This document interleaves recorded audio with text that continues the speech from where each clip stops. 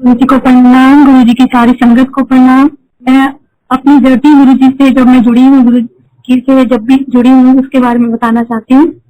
वैसे तो गुरु जी के बुलावा हमें 2004 और 1998 में 2 बार आया, लेकिन शायद गुरु जी की मर्जी नहीं थी, या गुरु जी हमारा टेस्ट ले रहे थे, या गुरु जी हमें बिना बुलाए ही ब्लेस कर रहे थे।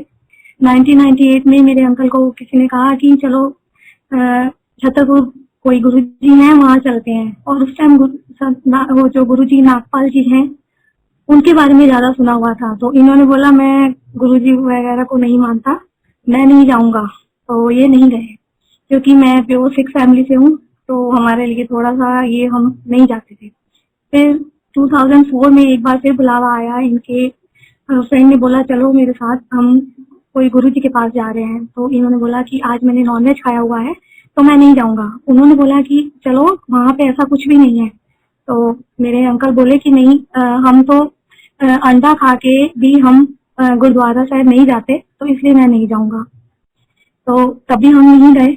और उसके बाद गुरु जी ने मुझे अपने मंदिर में जब बुलाया, वो 2012 में बुलाया, तो जब हम वहां गए हमें कुछ भी नहीं पता था, क्योंकि इनके मेरे अंकल के जो फ्रेंड थे उन्होंने हमें ऐसे ही हमारे घर में आए एक दिन और कहने लगे कि छतरपुर पे ना एक ना बाबा जी का ना जगह है, उन्होंने बड़ा तप किया है और वहां पे ना सब 4 लोग मिलके लंगर करते हैं और बहुत ब्लेसिंग मिलती है। तो मेरे अंकल ड्राइंग रूम में बैठे हुए थे, दोनों मेरे अंकल और उनके फ्रेंड। तो मेरे अंकल जाने को तैयार हो गए और उन्होंने बोला कि चलो हम मेट्रो से चलेंगे। मेरे अंकल कभी मेट्रो से गए नहीं थे, तो मेरे अंकल बोले मैं मेट्रो से नहीं जाऊंगा, और उन्होंने जिद पकड़ ली कि नहीं मेट्रो से ही जाना है।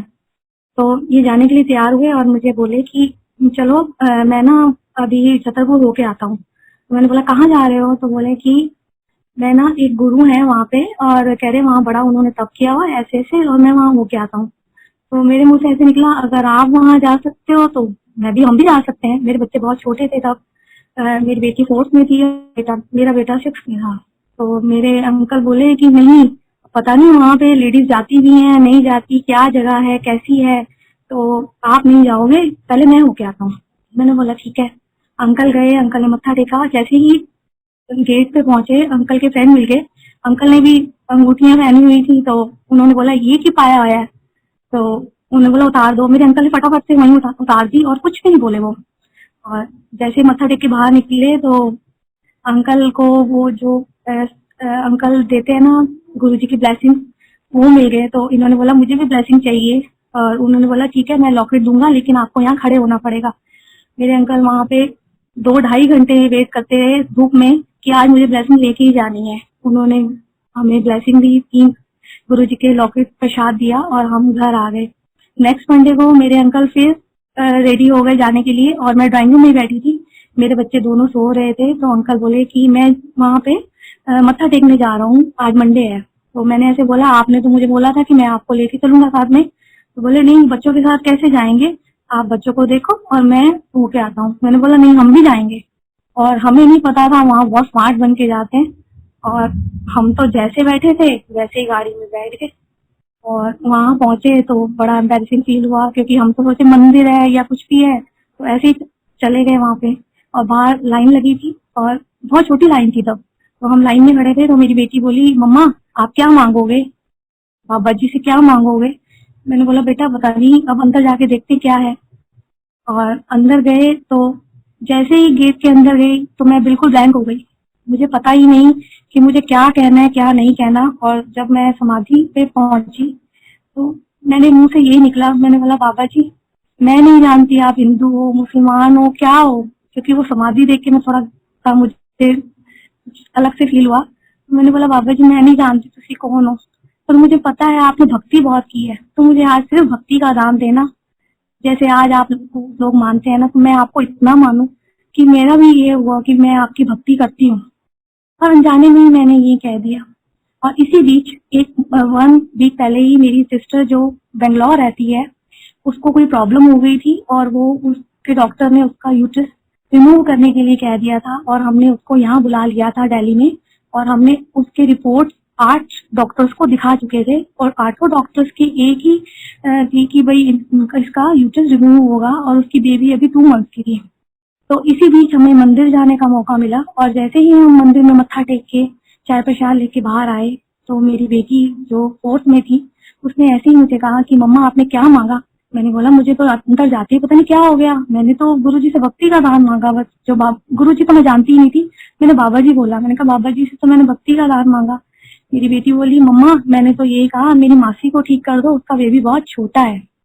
तब गुरुजी के बारे में इतना जानते नहीं थे कि वो ब्लेस करते हैं, वो हमें नहीं हमारी पूरी लाइफ हमारे पूरी पूरी फैमिली को ब्लेस करते हैं। और जैसे ही हम घर आए मेरी सिस्टर नेक्स्ट डे आ गई, हमने 2 डॉक्टर्स को और दिखाया, उनका भी सेम यही था। जहाँ से मेरे बेबी हुए थे उनको भी दिखाया, उन्होंने बोला कि यूट्रस रिमूव करना ही पड़ेगा। सैटरडे का दिन था तो मेरे अंकल बोले कि चलो एक डॉक्टर और है, मैं ईस्ट दिल्ली में रहती हूँ तो दिलशाद घर में एक डॉक्टर है, आप चलो वहाँ एक बार दिखा लेते हैं।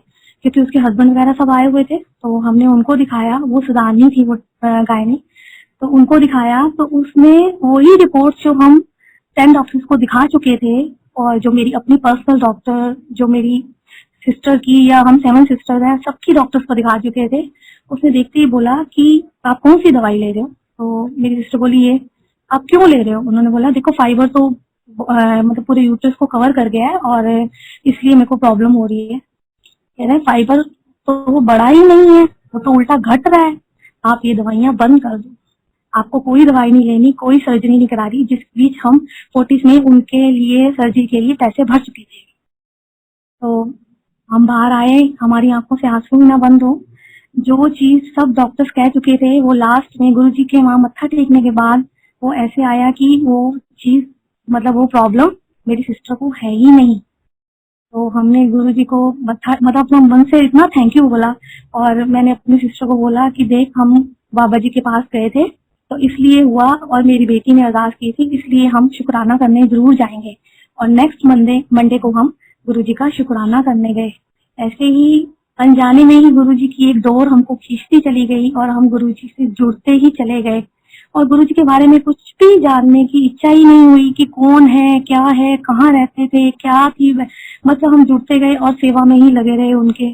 फिर उनका जो महाशिवरात्रि आती है जो वहाँ की ओपन सेवा हुई और हम अपने बच्चों को 10 डेज की छुट्टियां करा के डेली सुबह जाना रात को आना और सेवा करके अपना पूरा मतलब अटेंड करके सब कुछ मतलब जैसे 2-3 बजे तक तो सेवा होती थी, बाद में लंगर प्रसाद का डे होता था, वो सब अटेंड करके घर आना। ऐसे करते करते गुरुजी ने बहुत ब्लेस किया हमको, अपनी सेवा के साथ जोड़ा। फिर मैं मंडे को हम थर्सडे को जाना शुरू हुए थे सारे, मतलब जो हम लंगर डे पे जाना जो कंपल्शन था, लोग कहते थे 5 थर्सडे कंप्लीट करो या मंडे आओ 5 डे, तो हमने थर्सडे चुना। तो हम जाते थे वहां पे मत्था टेकते थे पर मैं वहां रोती रहती थी, मुझे कुछ भी नजर नहीं आता था, बस मैं रोती रहती थी। तो मेरे बच्चे बहुत गुस्सा होते थे। एक दिन मेरी डॉटर बोली कि मम्मा आगे से हम आपको नहीं लाएंगे, आप बहुत रोते हो और ना ऐसे लगता है सारे ये सोचते हैं कि इसकी मम्मा बहुत दुखी है। पर मुझे समझ ही नहीं आता था मैं रोती क्यों हूँ। और एक दिन मेरे अंकल ने सबके सामने मुझे गुस्सा किया, कह रहे रोती क्यों है तू वहाँ पे। तो साथ में एक आंटी बैठी थी, वो बोली कोई बात नहीं रोने दो, ये ना गुरुजी के साथ इसका कनेक्शन जोड़ रहा है। और हम जाते रहे। उसके बाद एक दिन मैंने मंडे को इनको बोला मैं गुरुजी के वहां जाऊं, और जिसमें कि मैं अकेली कभी घर से बाहर नहीं निकली थी, मैं हमेशा इनके साथ ही कहीं जाती थी। इन्होंने बोला हाँ जाओ।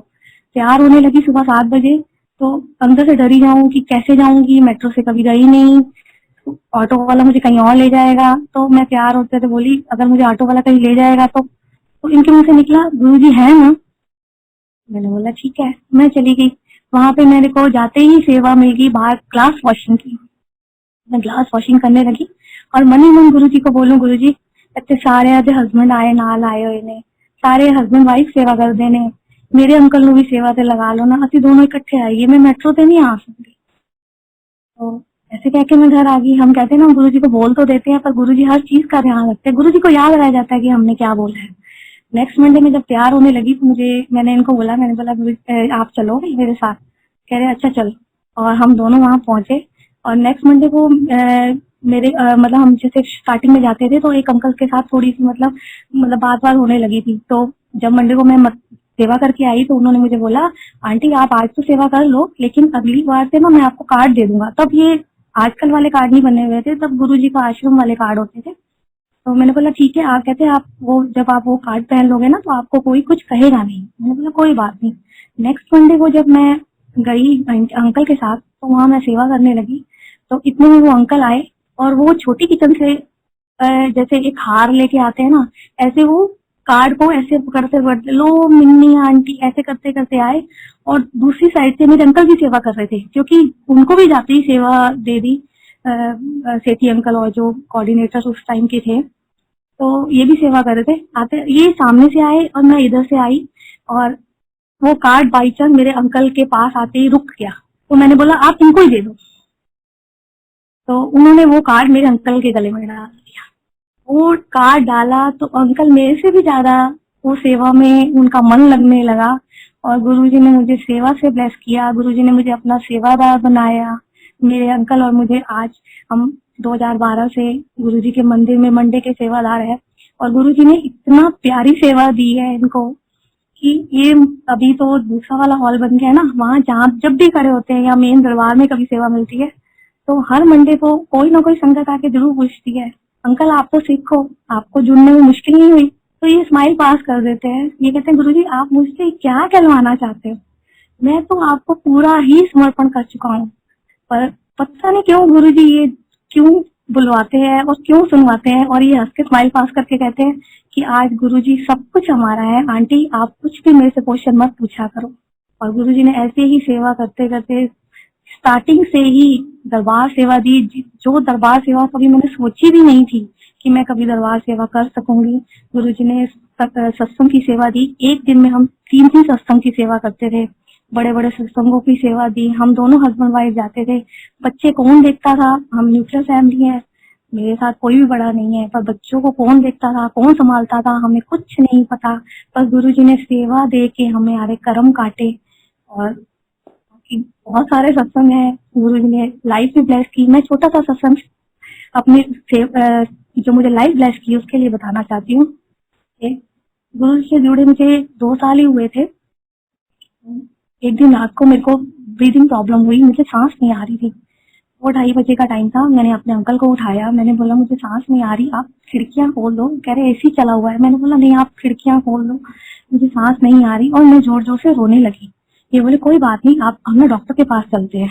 मेरे अंकल बहुत जल्दी डॉक्टर के पास जाने के लिए नहीं बोलते क्योंकि वो मेरे अंकल खुद ही डॉक्टर बन जाते हैं। ये ले लो, अजवाइन ले लो, फलान ले लो, ऐसे बोलते रहते हैं। तो मैंने बोला एकदम मान गई। तो मैंने बोला नहीं मुझे डॉक्टर के पास नहीं जाना। मैं रोने लगी और मैं बेड के ऐसे हल्का सा लेट के, हाफ लेट के, मैं रोते रोते मैं गुरुजी मुझे बचा लो, गुरुजी मुझे बचा लो।